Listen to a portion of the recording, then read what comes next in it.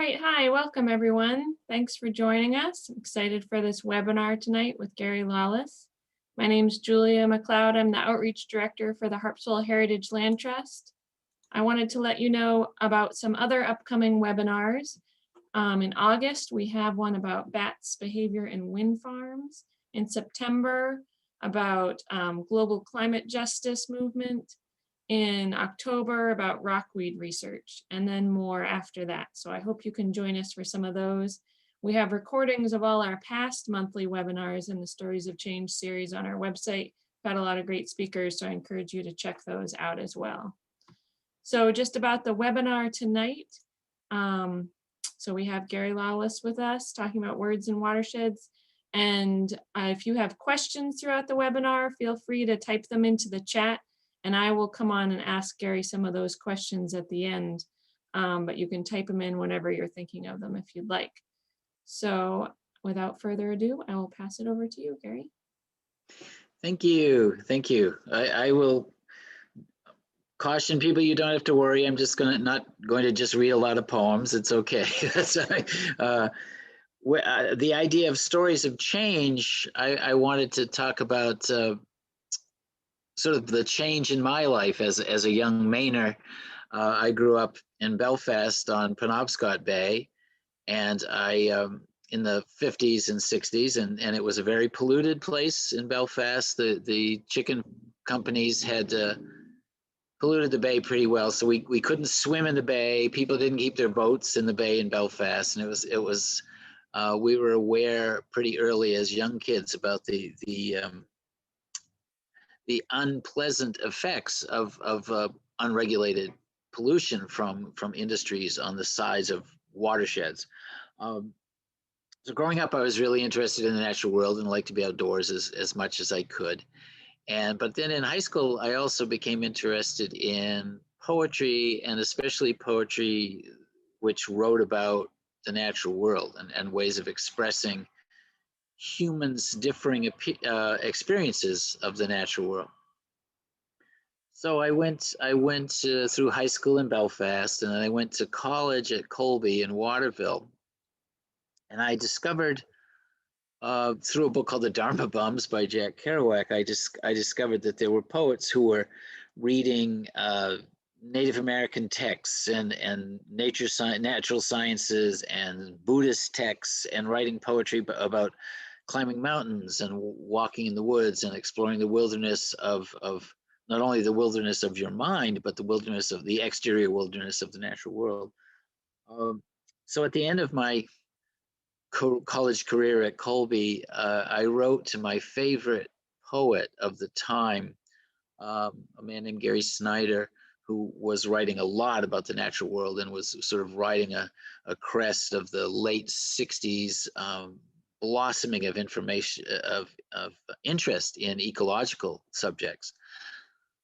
So I wrote to him and said, instead of going to graduate school, that I wanted to come and live with him at his place in Northern California up in the mountains and be his apprentice, which I was basing on the Renaissance, where if you wanted to be an artist and you would find an artist who had the skills that you wanted to learn, and you would apprentice yourself to that person, and gradually over a long period of time you would acquire the skills that you needed to work in that craft. So I hitchhiked out to California with all these glorious ideas of becoming a poet, and it was going to be wonderful. We're going to sit around and drink tea and talk about poetry. This is not what happened. So my idea when I saw Julia's theme of stories of change, I thought I would talk about the change which occurred in my life at that point. That was 1973, and I hitchhiked out to California, and I arrived there, and living at Gary Snyder's house, and all these people were coming up from the Bay Area, San Francisco, with all these ideas, and to me, as a young person from Maine, they were pretty new to me, pretty new ideas and pretty interesting. And the big theme of that summer when I arrived, the big item of conversation and of study and practice was the idea of what they were calling bioregionalism or biological regionalism or watershed consciousness. And so instead of going and learning about the poetic traditions, I was immediately swept into this long conversation among a lot of people about the idea of watershed consciousness.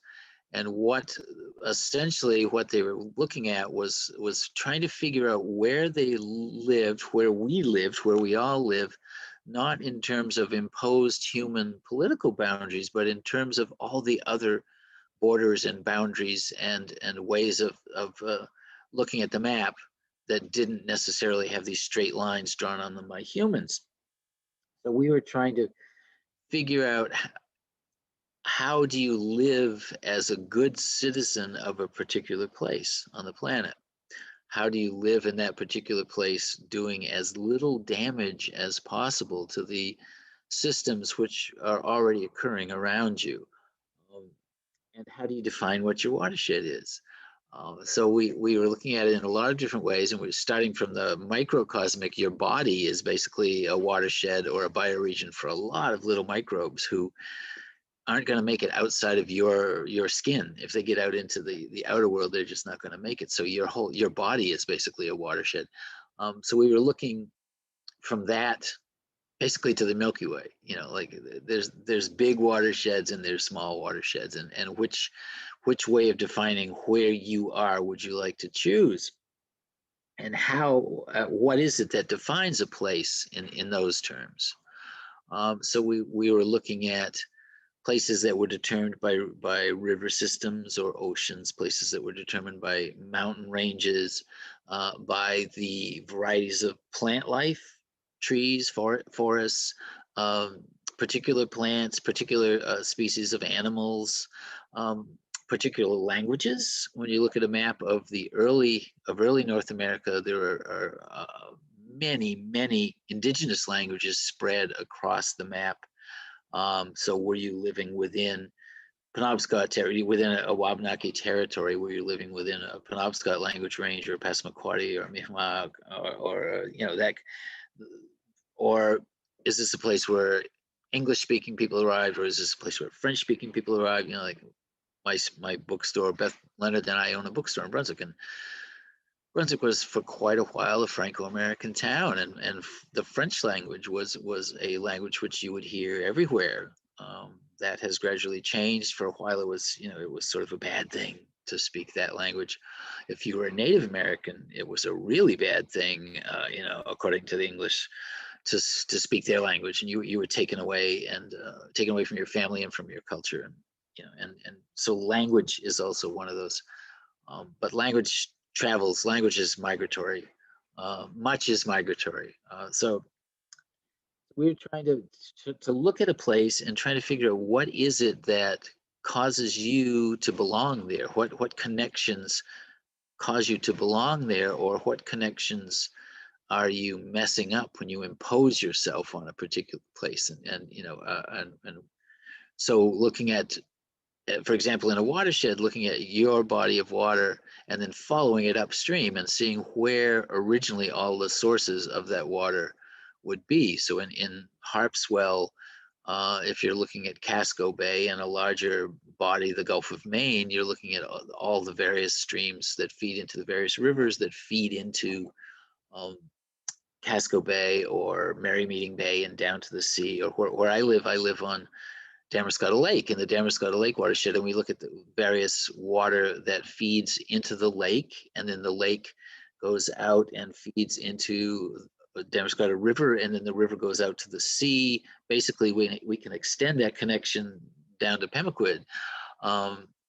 And in looking at that, we also see a very important migratory species, the alewives, who come up that river into that lake, usually in mid-May, and we have celebrations to welcome them. We have a party every year to welcome the alewives back, which seems to me a very bioregional kind of thing, a very watershed activity, welcoming the fish back, as is studying dam removals to see how do we get salmon back, how do we get shad back, how do we get sturgeon into places, how do we get alewives, how do we treat the eels when they come back downriver, do we chop them to pieces in turbines, and then looking up the rivers, we also look to see what ingredients are being put into the river upstream, and then what we're putting into the river that is going downstream. um, Again, looking at how to be a good citizen, you need to be concerned about that. Um, if in fact you are concerned about all the other species with whom you share the place that you live. So just defining that idea of a watershed, it was a really great project because we had we had scientists, geologists, biologists, we had theater people, we had musicians, we had Zen Buddhists, we had poets, we had singers, a lot of people trying to figure out where they lived and what do you call it. Because when you look at the map now, the names of places are sort of imposed colonialist names. In Maine, there's a great treasure of the names. We have fortunately kept record of the prior names of a lot of places, and there's a Fanny Hardy Ekstrom has a wonderful book of place names of the Maine coast, and you can look at the research that's been done into the earlier indigenous names for places, a lot of which were describing what was happening there, the possibility of that place. So there's a carrying place here, or there's a bay here, or here's where the shad are, or there are rapids here, or here's a place to dry the fish. So if you could learn the names as you traveled, it would be like having a Delorme Atlas in your head. You knew where you were and you knew what needed to happen there. You knew that the next place in the river there was a rapid that you might have to carry around, or here's a good place for the sturgeon to gather and you could catch them. So the naming process, we come and name them after places in England or name them after families, and even to the point of botanizing, we give plants Latin names based on Joseph Banks or some other celebrated white male scientist whose name gets to go with those plants. So a fun project I like to do with younger people when we go on walks in preserves is renaming everything. What would this plant call itself? What would these other trees call this tree? What are they doing? What are they talking about? How are they communicating? What is language in your watershed? What's the microbial language happening underneath the ground? How are the birds communicating with each other? There are all these languages happening in the place where you are all the time. There's all this communication going. How do you become more and more aware of that communication and gradually become part of that conversation rather than something that just is an onlooker and not an active participant? How do you participate in the conversation of your place? So as a poet, I like to encourage people to think about how, if you're speaking from a place or speaking about a particular place, are you just speaking about your human experience, or are you taking into account the experiences of the other species around you? And how do you know about that without a great intensive study? You can never learn enough about the place where you are. There's always more to learn. We none of us can learn about all of the systems within which we are living our lives. There's just so much going on below the ground, on the surface of the ground, above us, coming in from dark energy and dark matter.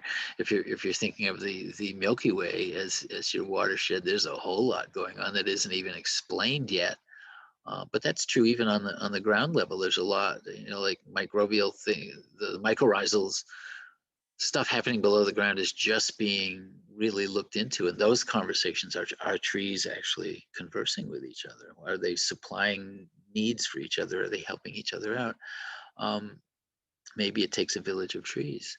Maybe it takes a village of everything. And the lichens are not even one species. There's something happening there that's more than one. And then you're learning from the place, and you're learning about living there and who lives there. But then there's also, like with the alewives, there are constantly the migratory friends who are coming through. And in Harpswell, that fishermen will Fishermen need to know which fish are around when, which shellfish are around when, the life cycles of those creatures. Um, if the pogies come, who else is coming? If the mackerel come, who else is coming? Who wants to eat the mackerel? Who wants to eat the seals? And should you be swimming in places where there are things that the sharks want to eat? There are lots of ways of learning about the place that will help you not only live well there, but survive there too. Our forebears had to learn a lot of ways of living within places with other animals, and learning about the plants, what plants to eat, what plants not to eat, what plants to use for healing. Because the natural world was the pharmacy for thousands of years. And how do we learn that? But there has also been the tendency to try to express your connection to those places. And when you go to Europe, for example, and if you're lucky enough, you can go into the caves and see 30,000 years ago that humans were expressing a connection to a lot of different animals in a very beautiful way. The art is really gorgeous. Were not crude, unsophisticated works of art. They're really beautiful, and most of them are about animals. Not in the cave systems in France. There are not many human figures. It's mostly animals. Um, so those folks, our early forebears, had relationships with the natural world in order to survive. We have better tools to help us survive and better stuff, but do we need that stuff? So when you're thinking about a land trust or a conservancy or like the place where I live, the farm where I live, we have a conservation easement for birds, bees, and butterflies. So we're thinking about the plants in the field and how we might attract more native bees. We're thinking about plants in the fields that might support butterfly populations. We're thinking about having the bobolinks come back, having the bluebirds come back, um, loons nesting down on the shore instead of cottages with rafts and powerboats. There are all sorts of considerations. Not cutting within 100 feet of the shore on the lake here is a consideration that's not just a human consideration. It's not just to filter out the water. It's also to provide places for shade for fish and places for birds to live and places for the deer to go down to take water and feel safe. You gradually, if you love the place where you live, you're gradually learning more and more how to live there as a citizen of that place, and that doesn't necessarily mean just as a human citizen, but as a citizen of a wide range of species, many of whom we don't even know about yet. There's still many species which we carry around inside us that we don't know too much about yet. So there's always that constant process of learning. And I think that the more you learn, the more you're able to live in balance with a place, but also the more concerned you are with the ongoing destruction of the watersheds that the human impulse is providing. That the human way of living in the watershed is pretty destructive, and trying to make every place look the same. It shouldn't. And there are people in Maine like John Bunker who's trying to preserve. I know that in Harpswell there's interest in this. John Bunker trying to preserve the heritage apples, or the apples which have grown here in Maine. And every place has their heritage crops and their heirloom crops, and they've been sort of pushed aside so everybody has the same looking gorgeous, if you think they're gorgeous, tomato or apple, and they're not necessarily the plants that should be growing in those places and that are happy to be growing in those places and that are supposed to be growing in those places.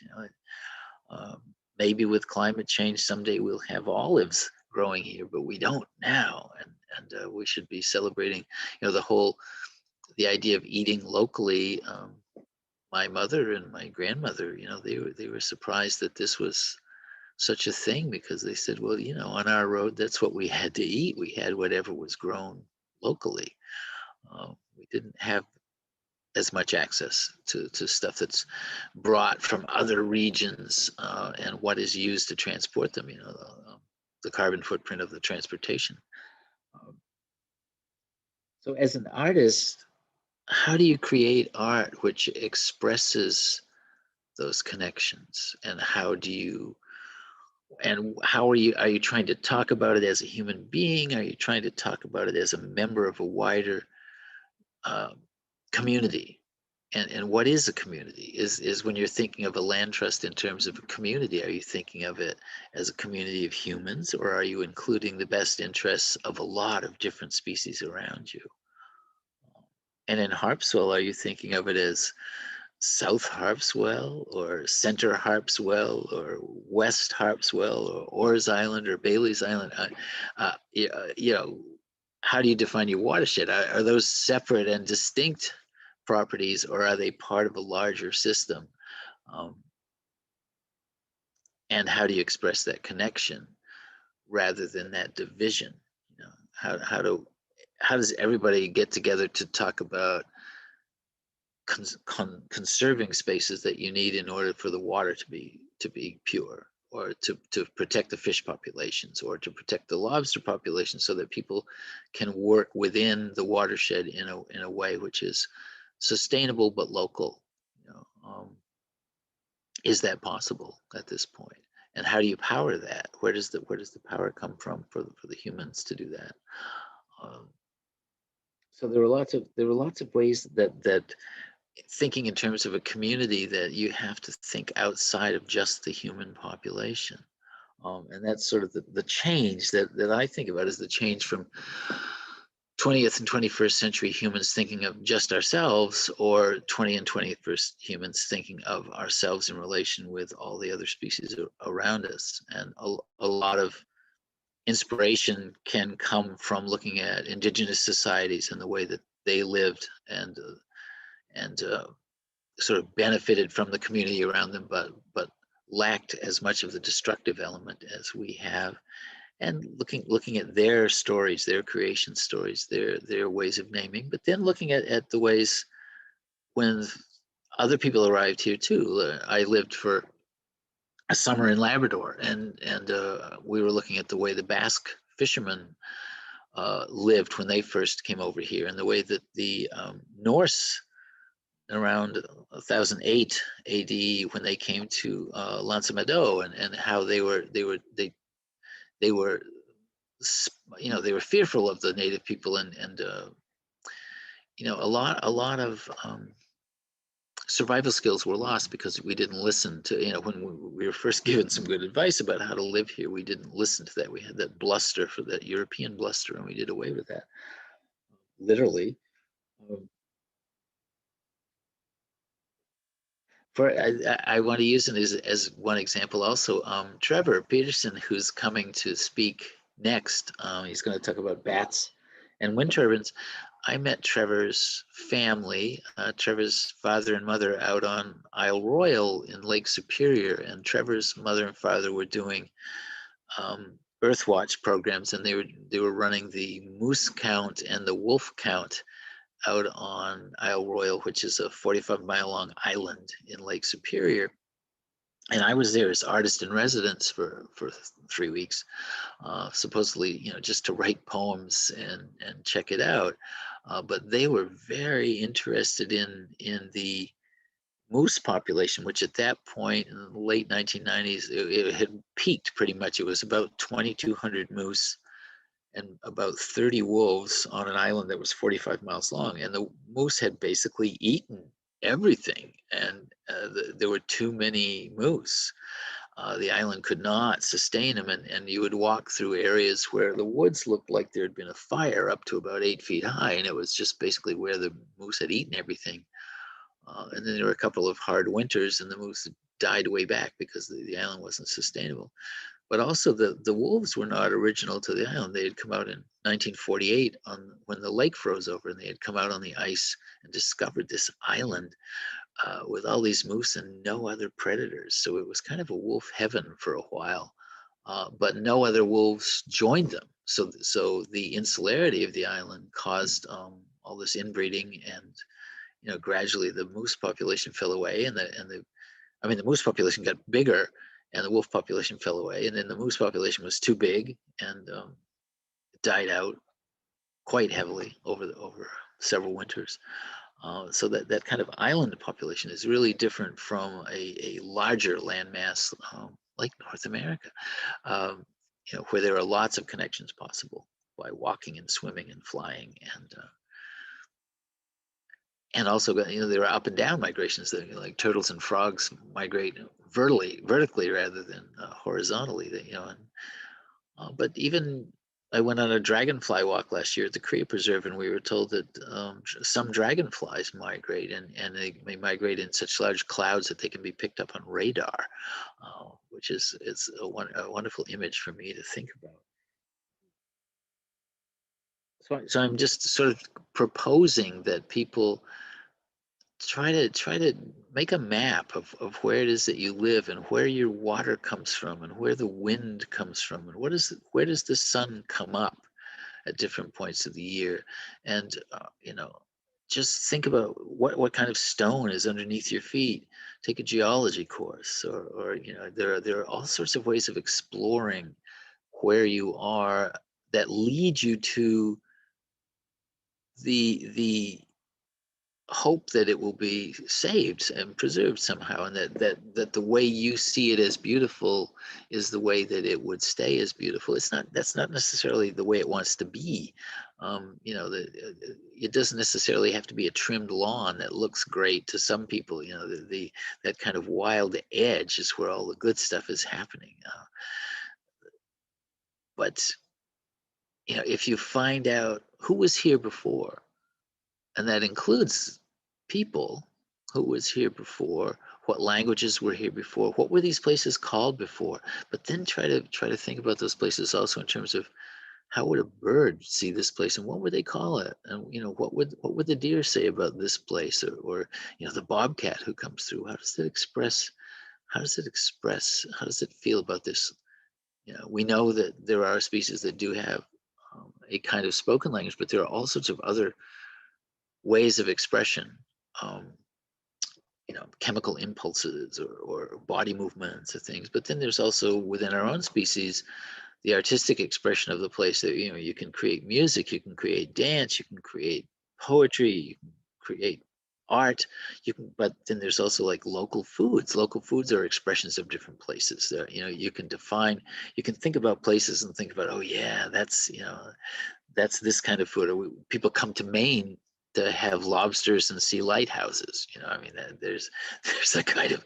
So what would Maine be like if the lobster population was diminished to the point where people couldn't come to Maine to get, there were no longer a viable lobster fishery, or no longer viable, no longer clams. Now we're getting better and better oyster supply, but as the water temperatures change, and as the quality of the water hopefully is getting better. Our stores and our bookstores in Brunswick, and we remember what the Androscoggin looked like back in the 60s, and we know that it has gotten better. And a lot of that was from upriver, from industry along the rivers back when we weren't that cognizant of what industry was putting into the water. And industry is still putting things into the water, and lawmakers are still avoiding acting on some of that. And so we also need to be active politically in order to speak for the places where we live in that way. There needs to be human protection, and some of that is necessarily done through legislation. Some of that is done through joining your local land trust or land protection communities and going on walks and going to talks and learning as much about the place where you live as you can. And then being able to try to speak with that place and for that place and from that place, not just as a visitor who doesn't really understand. And I admit that I will never fully understand what's going on, even in the place where I live, because there's so much. It's so rich. You can choose sections of that to learn about, but you really will never know all of it, which is wonderful. It's sort of a great mystery. Astrophysicists are still just beginning to figure out what's going on, and which is great. We live in this great, beautiful mystery. But I think it's better to be co-inhabitants of a watershed. So anyway, that's my story of change. Is that I went out thinking I was going to become this, I was going to be a poet and write wonderful poems for the rest of my life. And I don't know what that meant. I was 21. I was crazy. I don't know what that really meant I was going to do. But what came out of it was the idea that I wanted to look at places on the planet and really try to have a different point of view about where it was that I was and what was happening there, and that I was not the apex of creation. I was not the greatest thing that had ever happened to this place, and some places would be just as well off if I was gone. Maybe most places would be just as well off. What is the human impact on the whole rest of, how many species go extinct every day? How many species do we have yet to name? It's just such a wonderful mix of life. How do we express it all, and how do we live joyously within it?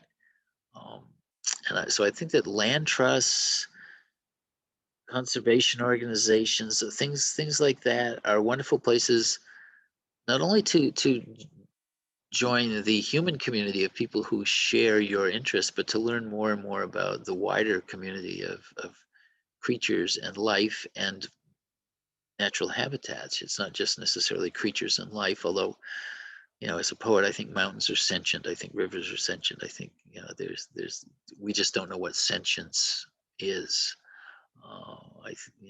Is everything alive? Here's a question for you. Is everything alive? Let's see. Should I take a question? Are there questions? Julia, are there questions? Julia's gone. I'm here. Let's see. Does anyone have any questions that they'd like to type into the chat? Or I can click on allow you to talk if you want to ask your question through your sound versus typing it in. Or I can keep going. Yeah, I would say keep going. Okay, okay. Let's see, and folks can think about what questions that they have. Okay.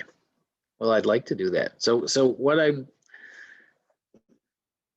in trying to think about being a poet and being a poet who speaks from the natural world, I had several teachers. Of course, I told you that I went to live with Gary Snyder, and I'm just going to read a little poem of his called For the Children.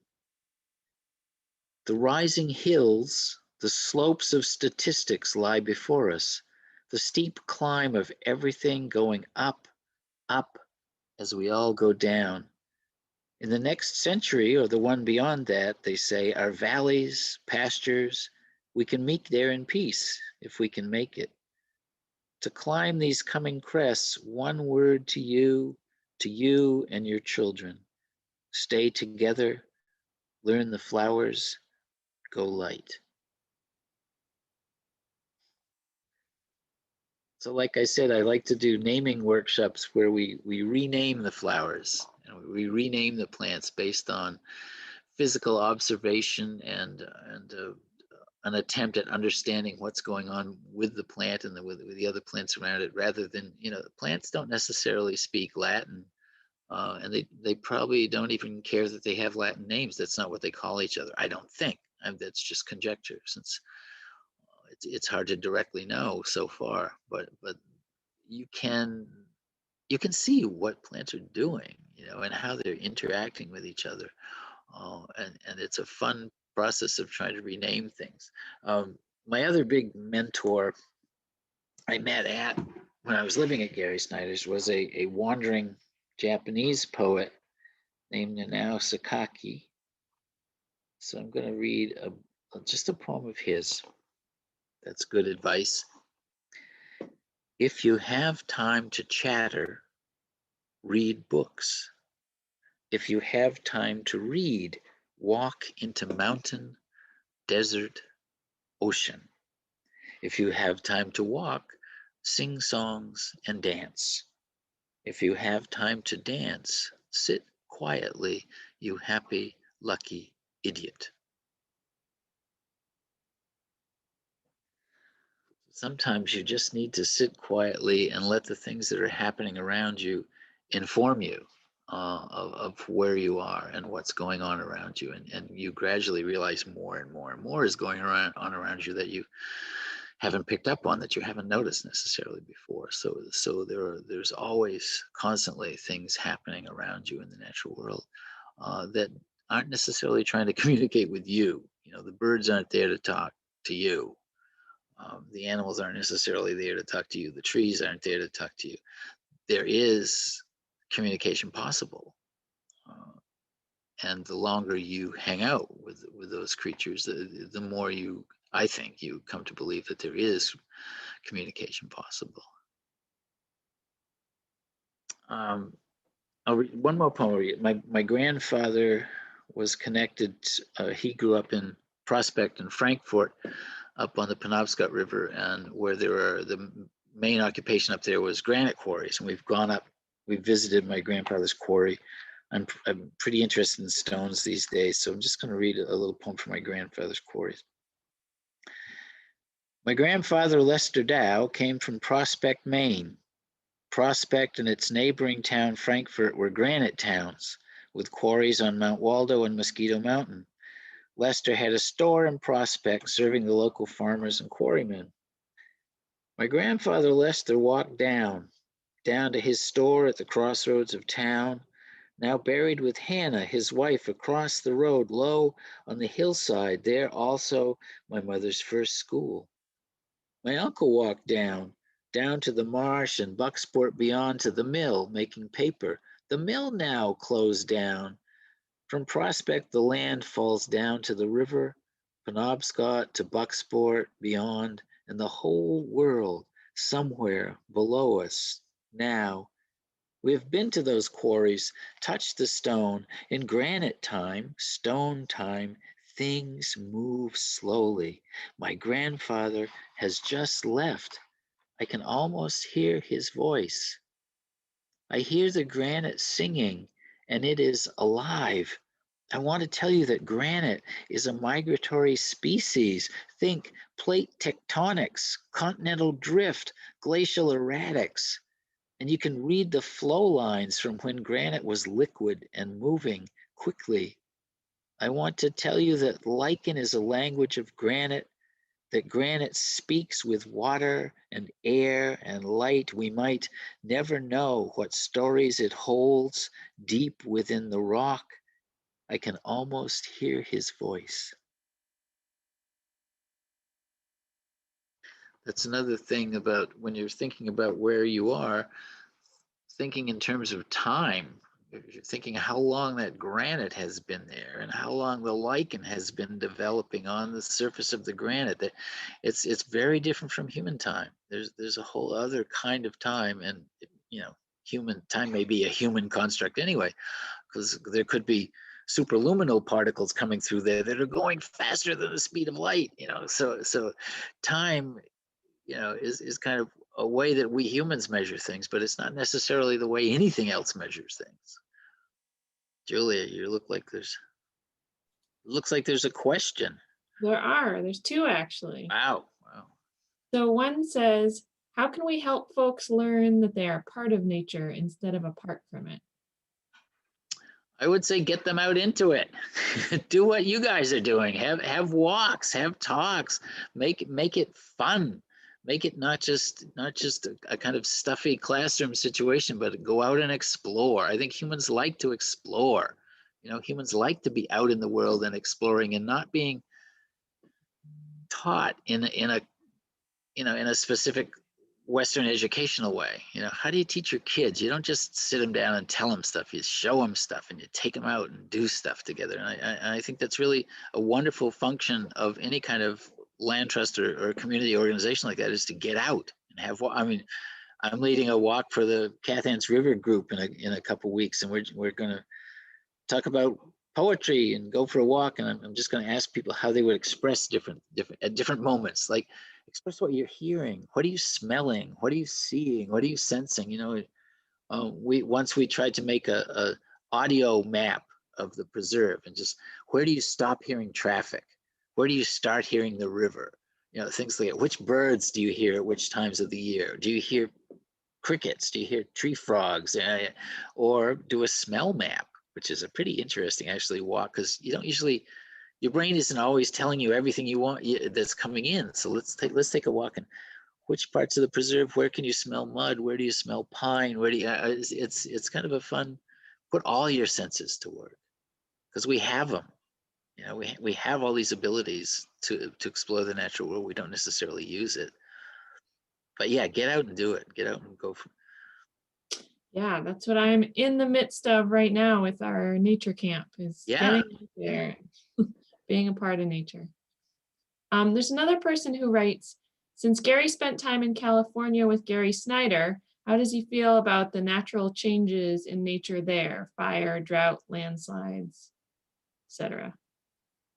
Well, where I lived, where Gary Snyder lives, it's at the 3,500-foot line in the Sierras, and it doesn't rain. Well, back then it didn't rain for 7 months a year. Who knows now if it even rains at all? So the forest fire danger was really high, and you had to be really aware of anything that could cause a spark, because the ground was just incredibly dry, and it was a oak madrone forest, and there was a lot of pine duff, a lot of stuff that would go up. And of course, the Native Americans didn't necessarily practice fire suppression. And there, when you go through those forests, there are trees who have adapted to fire so that, the cones don't open and spread seeds until they're heated, right? I mean, they need fire in order to reproduce.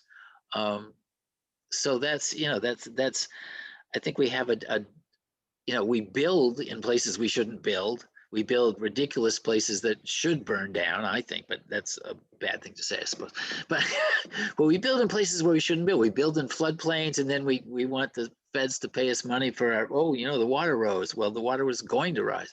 Or, there was a fire. Well, there was going to be a fire. It's this is, and if you are still denying that climate change is happening, and yet there are these fires and these floods and all this stuff happening, that doesn't look like it's necessarily the natural cycle of things, maybe you should learn what the natural cycle was and how you're affecting the natural cycle. So where we lived in California, a big worry was fire. We had to be really careful. And there was, in fact, a big fire when I was there, and it was pretty devastating, but kind of exciting, but awful for the animals who lived there. And lightning caused fires are natural. Utility caused fires, I mean, I think California utilities are causing as many fires as lightning is, but not owning up to it. Oh, look at, I'm seeing questions. Look at that. Yeah. I want to read this one because I think it's good, and I'm just going to read it in its entirety.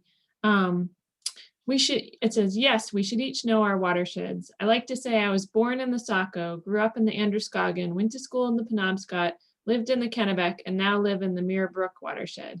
And then the question, how do we balance the interests of the Wabanaki, the descendants of the first peoples here, with the interests of all the other people who live here now? I would say first by treating them with respect and listening to them. I think we have colonized them for a couple hundred years. We've kind of pushed them off. We've taken everything we could take. Now we're they bring bills to the legislature. They have a sovereignty bill. We table it and send it off. They have a casino bill. The governor vetoes it. There's a lack of listening, I think, and realizing whose land we live on. I mean, this land wasn't always ours. Wasn't theirs either. I mean, before that, nobody lived here. There was a glacier here. It was kind of hard to live here.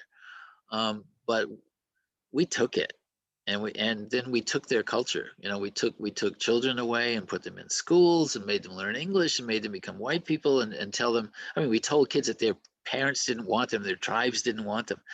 That's how do you address those wounds? I mean, I think, to me, one of the greatest gifts you can give to other human beings is to listen to them with your heart, and really listen and really pay attention, and not just try to I mean, right now I'm telling people what I think, but not just necessarily, not you try to tell them, but to listen to them tell you, you know, and it's fun to do that with, like, in Brunswick, we have New Mainers who are just getting here.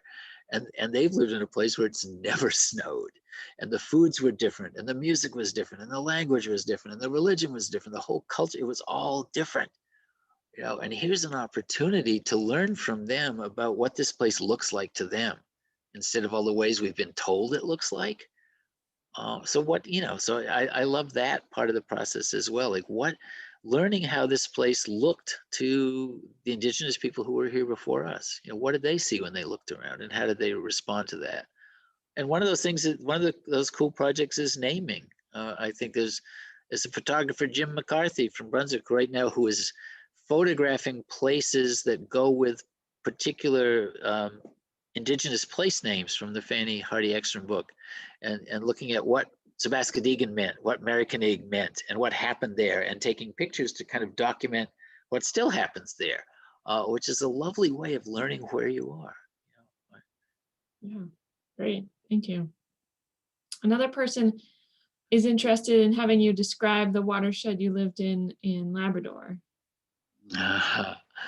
In Labrador, I lived near the mouth of the Pinware River, which was coming down from interior Labrador to the sea. It was a really, in the late 90s, it was a really rich salmon river. There were a lot of trout. And then right outside we were on the Labrador Current. So there was really cold water coming down out of Hudson's Bay and down the Labrador coast. And then it would go down and meet the Gulf of St. Lawrence. So it would meet the St. Lawrence River. So there was a really rich place there. In the late 90s, when I was living there, there were icebergs every day all summer. There was a really good cod fishery. There were whales. It was just a really rich but kind of cold place. And I kept thinking I was really far north, and then I would look at a map and I was as far north as Scotland. You know, I wasn't really that far north. It was southern Labrador, but no trees taller than 3 or 4 feet. A lot of marsh, a lot of bog, a lot of carnivorous plants in the bogs. The berries were like bake apple, cloudberries. I mean, it was definitely a different place, and but I had always wanted to go north and see what it was like to be a little further up. And also, I was there in 1979, 1980, and they didn't yet have electricity in the towns. So I was seeing, to me, what an English fishing town on the coast of North America was like 100 years ago.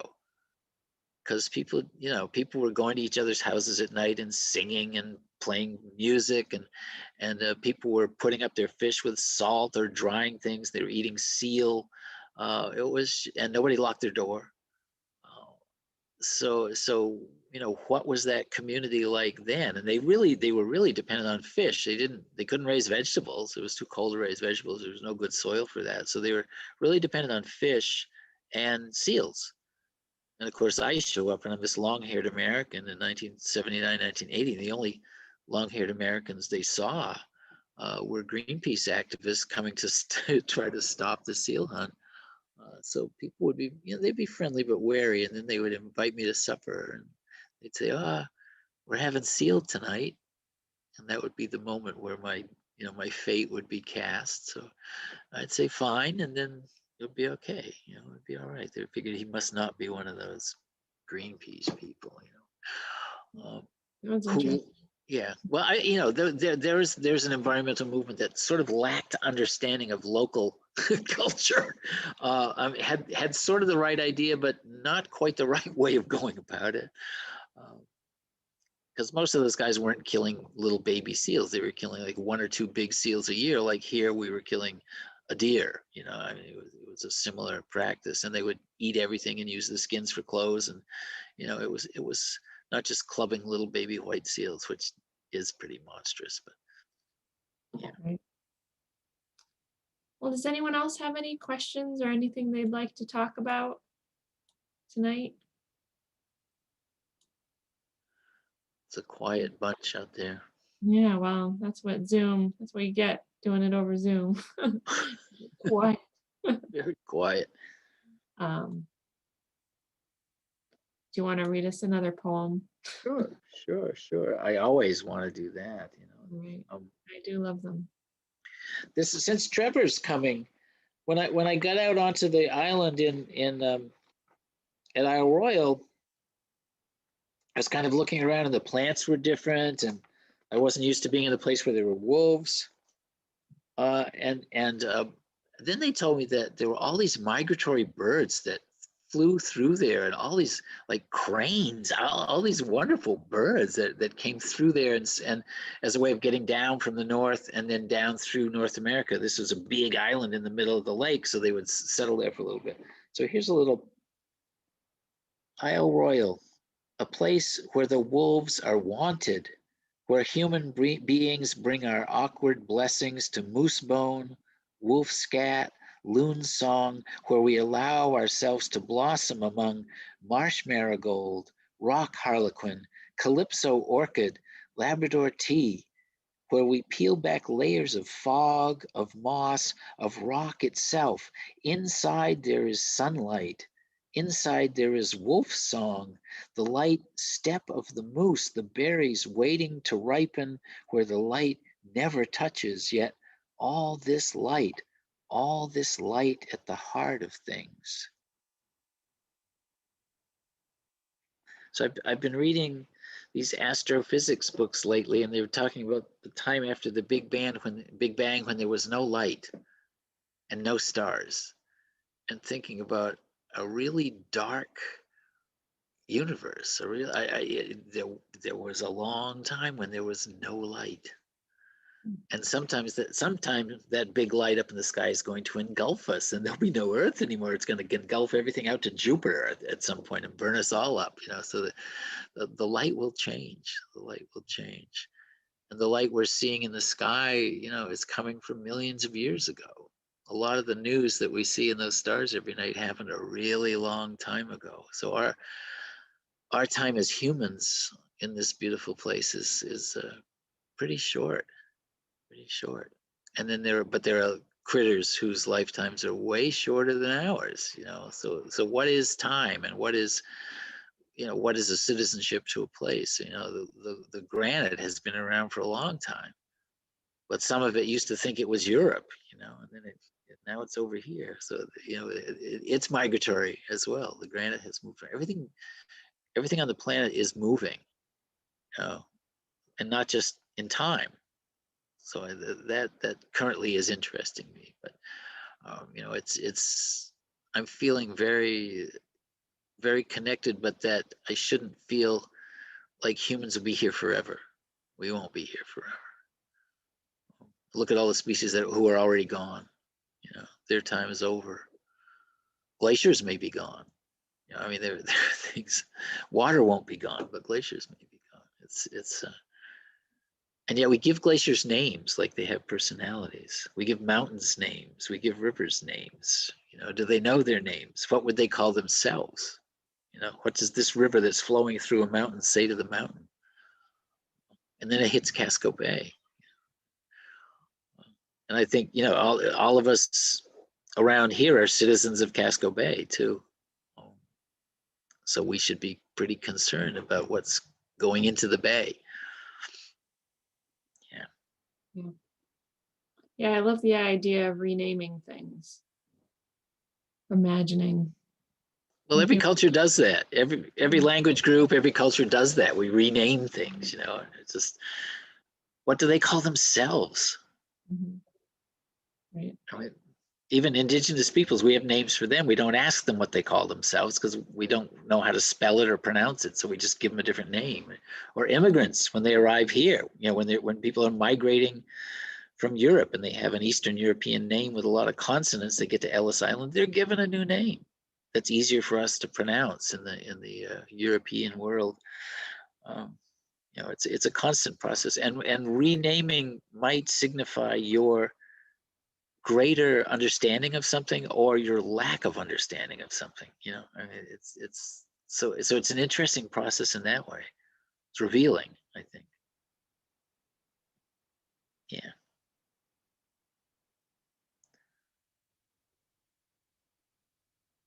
So how many preserves does your group have now, or how many trails and preserves in Harpswell? There's 17 preserves. Oh, A number of, I forget how many of those have trails, but most of them have yeah. trails. We have a couple trails that aren't on preserves. Yeah, a lot of places in Harpswell to get outdoors and enjoy it. And I know that there's been a move to tell the invasive plants they're not necessarily as wanted as the native plants are. Shall we say that there is a move to There is, eradicate some of the that's, visitors? yeah. I don't know if eradication is realistic, but Possible, yeah, control at least. at Yeah, least slowing down their incursion a little bit, yeah. yeah, yeah, for sure. So that's a good thing. But then people need to know, because some people think purple loosestrife is a pretty plant and they'd like to have it, and just or, Yeah, that is true. but who are you, what local are you displacing in order to have that there? I mean, who is disappearing and who eats it? Who used to eat the plants that aren't there anymore? Yeah, and that's the whole point behind native. I mean, that's part of the point behind native plants is it's part of a system Yeah, yeah. that other species are depending on. And we have a way of getting rid of pollinators with roadside sprays and chemical sprays for orchards and that kind of thing. We're doing away with the local little critters in order to increase production of a food crop, a human food crop. Right. Well, do we have any last thoughts before we sign off for tonight? Anyone have any last questions, or Gary, do you have any last thoughts? You know, well, I have a question. How can all these people support your work? Mm. Well, there's lots of ways to support our work. There's volunteering, there's of course donating money, there's just being a voice for conservation in Harpswell, and going out and visiting the preserves and getting, just like what you're saying, is getting to know the places and getting to love them and learning about them and learning about all the different plants and animals that live here, and then being a voice of support for conserving those places. And there's tons of things that people can do on their own land, planting those native flowers that the pollinators need, and making good habitat, not having lawns that get mowed right down to the water. There's lots of things that everyone can do, big and small, to support the goal of conservation in Harpswell, and broader than Harpswell too, of course. Thank you. Sure. All right. Well, I think we'll say good night. Thanks so much, Gary. Really enjoyed it. Good night. All right. Thank Good night. you.